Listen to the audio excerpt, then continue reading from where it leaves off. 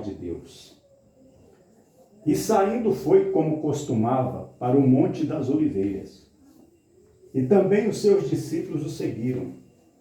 E quando chegou àquele lugar, disse-lhes: orai para que não entreis em tentação.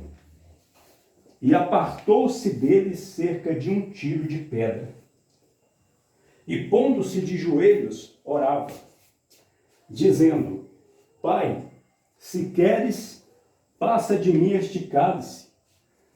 Todavia não se faça a minha vontade, mas a tua. E apareceu-lhes um anjo do céu que o fortalecia. E posto em agonia, orava mais intensamente, e o seu suor tornou-se como grandes gotas de sangue, que corriam até o chão. E levantando-se da oração, veio para os seus discípulos e achou-os dormindo de tristeza. E disse-lhes: por que estáis dormindo? Levantai-vos e orai, para que não entreis em tentação. Amém? Amém. Amém.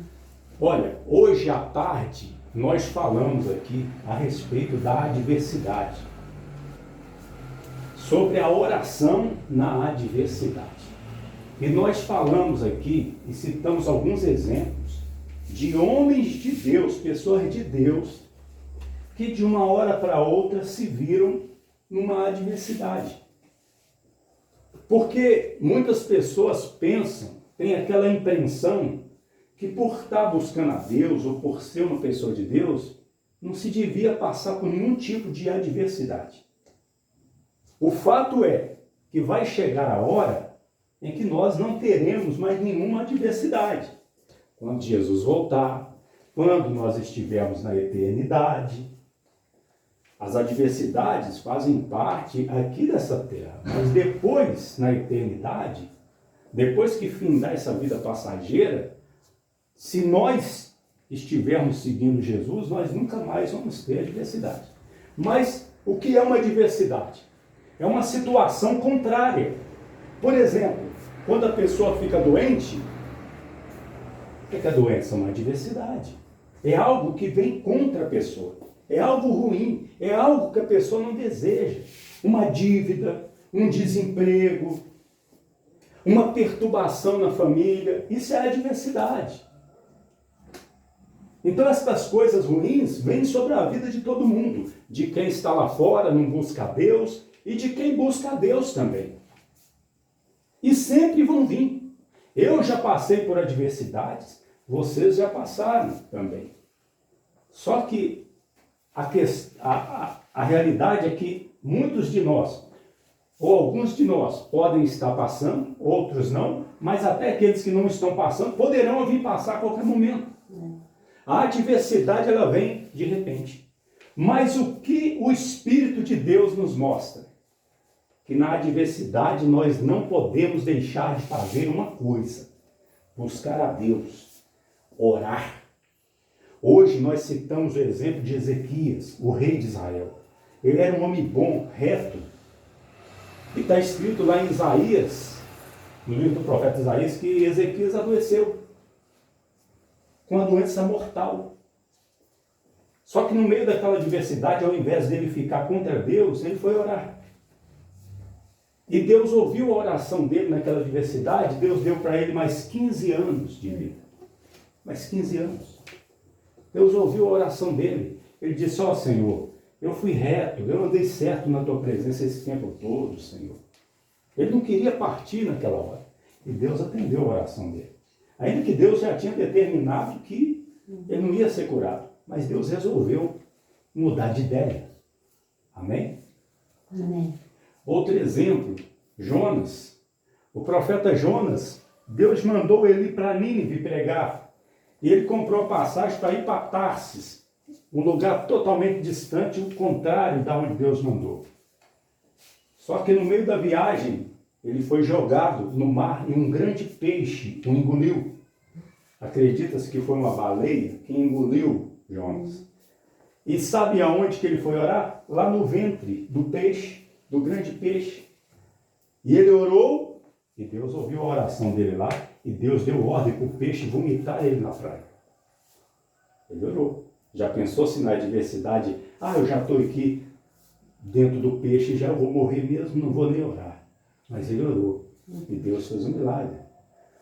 Paulo e Silas estavam presos, tinham apanhado lá em Filipos, estavam por volta da meia-noite, no meio dos outros presos, com os pés amarrados no tronco.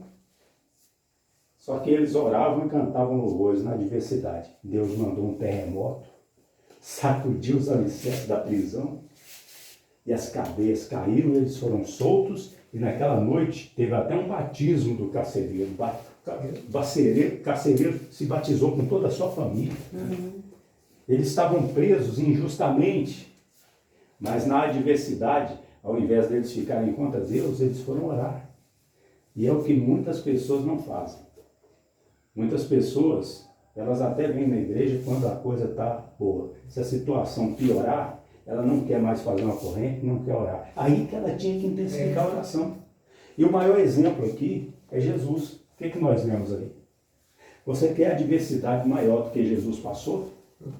Ele estava ali no jardim, em grande agonia, porque ele sabia que no outro dia ele iria ser, naquela noite ele seria preso, daí algumas horas, ele iria ser espancado, torturado, chicoteado, iam colocar uma coroa de espinho na cabeça dele. Então aquilo trouxe uma agonia, porque Jesus era Deus, mas Deus encarnado, Deus que se fez homem. E como homem, Jesus estava sentindo aquela agonia da morte. Só que o que Jesus fez na hora da agonia? Ele orava mais intensamente, ele intensamente orou mais. E ele venceu aquela situação, porque ele conseguiu ir para a cruz, morrer, passar por tudo aquilo e depois ressuscitar. Então isso, a palavra de Deus está nos ensinando que a coisa principal, a prática principal para nós, se nós temos fé na palavra de Deus, é a oração. E a oração tem que ser feita a Deus na adversidade também. Amanhã eu vou até, se Deus quiser, citar mais alguns casos aqui na Bíblia, de pessoas que oraram na adversidade, que mantiveram a fé na adversidade. Tem pessoas que dizem assim, eu vou lá na igreja, eu vou na corrente buscar Jesus. Aí vem uma vez, não aconteceu nada, aí a pessoa diz assim, não acredito mais não vou mais, não resolveu.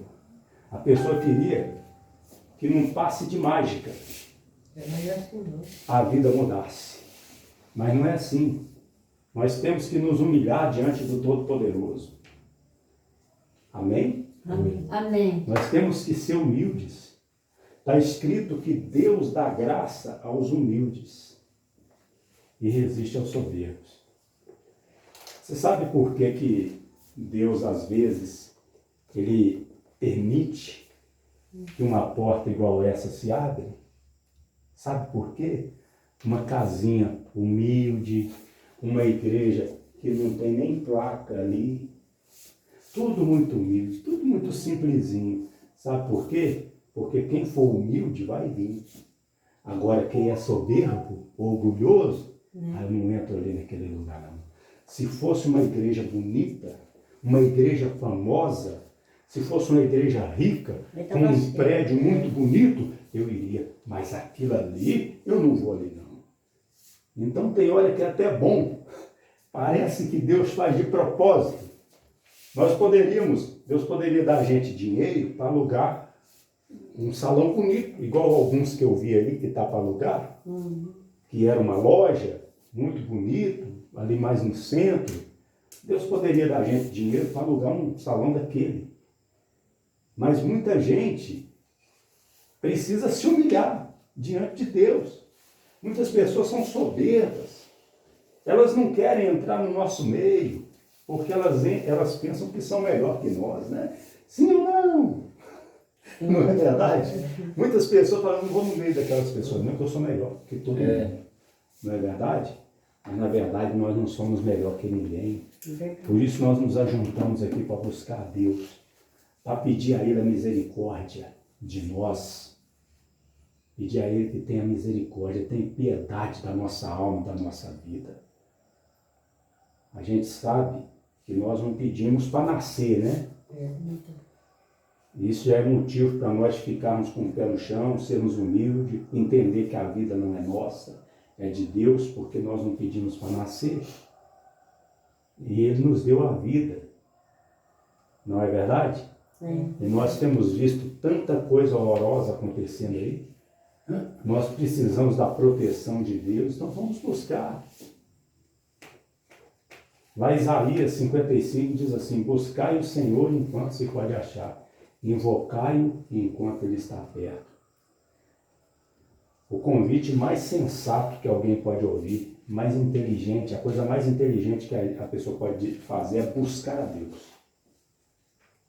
Buscar a Deus. Igual no domingo mesmo, que estava os 10 dias internados, aí os outros falaram, você não vai sair hoje não, porque tem fé em Deus, e eu dobrei meu joelho e orar, falei, hoje ele sai. Aí Deus, no domingo, às 3 horas da tarde, falou, tá de alta. Aí meu filho foi lá, assinou a alta e trouxe ele. Amém. Porque eu não podia ir buscar, porque eu não podia andar, né?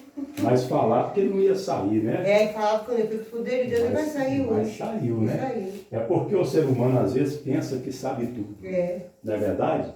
Ah, não vai sair, mas saiu. Porque a última palavra é de Deus. Isso aí. Não é verdade? A última palavra é de Deus. Mas essa palavra buscar é o Senhor, buscar é procurar. Você procura algo que você não está vendo. Você quer encontrar algo que você não está vendo, que não está diante de você na sua vida, que não está próximo. Então você faz uma busca. Isso diz o quê? Que Deus, muitas vezes, a pessoa não está vendo Ele, não sabe onde Ele está, não consegue ouvir a voz dEle, mas está dizendo, buscai o Senhor enquanto se pode achar.